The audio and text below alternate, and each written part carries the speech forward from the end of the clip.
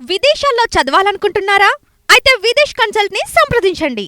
ఏపీలో టీడీపీ కూటమిలో పవన్ కి ప్రాధాన్యత బాగానే ఉంది. అదే సమయంలో ఆయన కీలకమైన శాఖలనే చూస్తున్నారు. ఇదిలా ఉంటే కూటమిలో టీడీపీలోకి చేరికలు ఎక్కువగా సాగుతున్నాయి. వైసీపీ నుంచి వస్తున్న వలసలు అన్నీ సైకిల్ ఎక్కేస్తున్నాయి. జనసేనలోకి పెద్దగా రావడం లేదు అన్న మాట అయితే వినిపిస్తోంది. దాంతో ఇప్పుడు పవన్ గేరు మార్చి స్పీడ్ పెంచారు అని టాకు. టీడీపీ కూటమిలో ముఖ్య భాగస్వామిగా ఉంటూనే కీలకమైన జిల్లాలలో బలం పెంచుకునే వ్యూహాన్ని ఆయన అమలు చేస్తున్నారు. గోదావరి జిల్లాల్లో ఇటీవల ఒక జిల్లా పరిషత్ చైర్పర్సన్ మొదట జనసేనలోకి వెళ్తామని చెప్పి ఆ తర్వాత సైకిల్ ఎక్కేశారు. దాంతో పవన్ కూడా అలర్ట్ అయ్యారు. మిత్రులుగా ఎంత ఉన్నా ఎవరి రాజకీయం వారిది.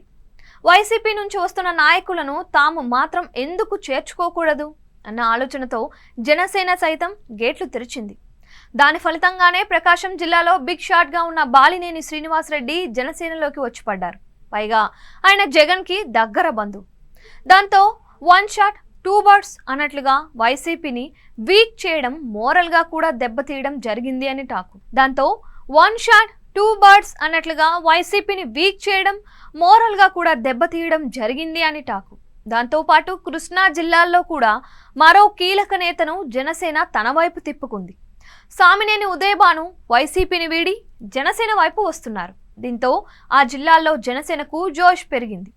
ఇద్దరు నేతల వెనక మెగా బ్రదర్స్ పాత్ర కూడా ఉంది అని వినిపిస్తోంది.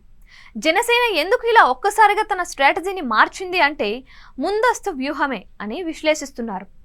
రేపటి రోజున ఎటు నుంచి ఎటుపోయి ఏం జరిగినా తన బలాన్ని పెంచుకుంటే దానికి తగినట్లుగా రాజకీయ బాట ఉంటుంది అనే ఆలోచనతో ఇదంతా అని అంటున్నారు. ఇటీవల జరిగిన సార్వత్రిక ఎన్నికలకు ముందు పవన్ ఒక మాట చెబుతూ ఉండేవారు, మన బలం ఎంతో తెలిస్తే మరింత డిమాండ్ చేయగలము అని. ఇప్పుడు 21 సీట్లకు 21 సీట్లు గెలుచుకునే సామర్థ్యం జనసేనకు ఉందని తేలింది.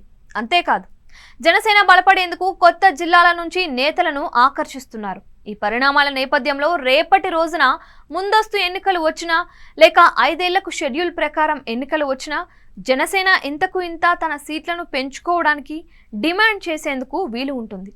ఒకవేళ ఆనాటి పరిస్థితులు వేరే విధంగా ఉన్నా కూడా సొంతంగా బలపడేందుకు కూడా అవకాశం ఉంటుంది. వైసీపీ ఏపీలో ఇంకా బలహీన పడలేదు.